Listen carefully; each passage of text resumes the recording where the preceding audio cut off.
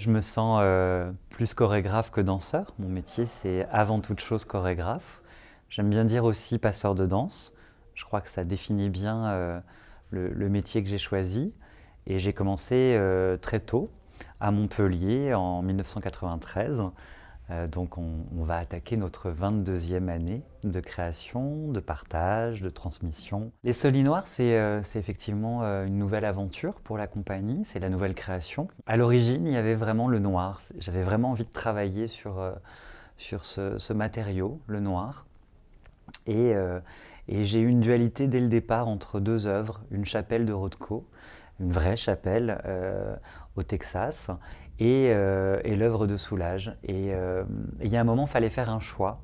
Et c'est vrai que cette chapelle de Rothko, il y avait tout dedans. Il y avait vraiment l'espace de recueillement, il y avait tout. Il y avait le blanc, le sépia, le béton, l'absence de lumière. J'avais, à travers le noir, envie de révéler un petit peu ce qui est caché, un petit peu le marché noir entre celui qui écrit et celui qui danse.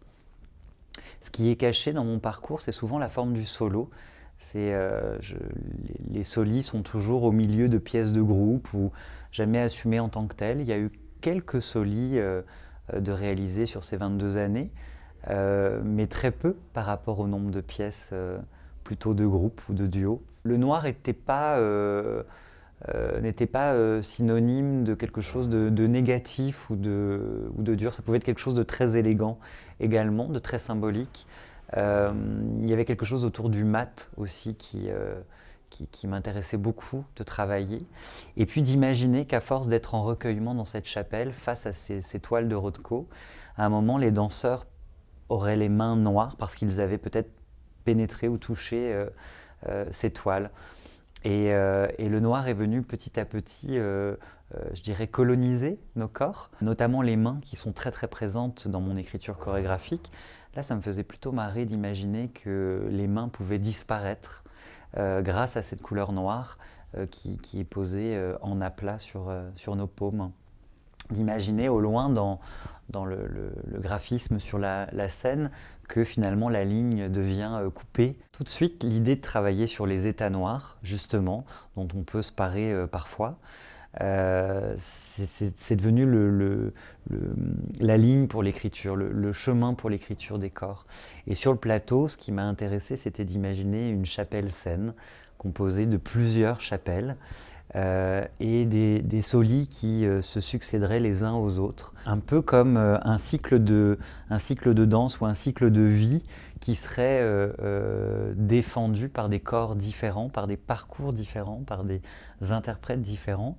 Quelque chose qui tourne comme ça dans le sens chronologique.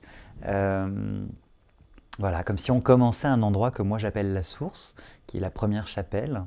Ensuite, on s'en va dans une deuxième chapelle qui s'appelle la tanière. La troisième s'appelle l'entre-deux. La quatrième s'appelle l'espace découvert. Et on revient dans la source pour le cinquième et dernier des solis. La pièce parle aussi de la transmission, avec le choix de cette belle équipe qui m'accompagne. Là aussi, la trace qui est laissée par le noir sur le plateau m'intéressait beaucoup. J'avais envie de composer l'équipe en faisant appel à des interprètes qui seraient la réponse, en tout cas, au long cours, aux retrouvailles et aux empreintes. Et justement, Christian Bourrigaud, par exemple, qui est le cinquième solo, voilà, ma première rencontre avec lui, c'était dans le studio de l'Opéra Comédie à Montpellier. J'avais 16 ans, je démarrais la compagnie.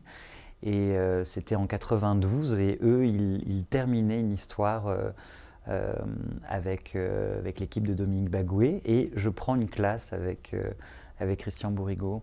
Et ça reste un vrai choc.